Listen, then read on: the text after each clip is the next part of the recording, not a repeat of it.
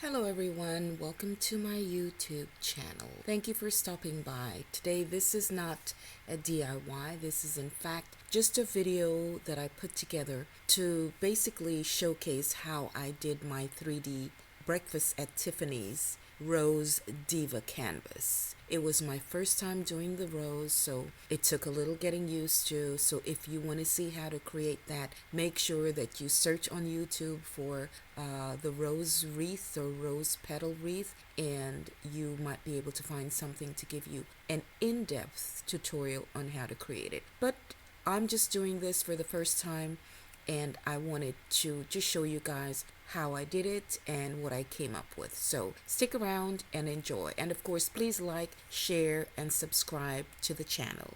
Thank you so much.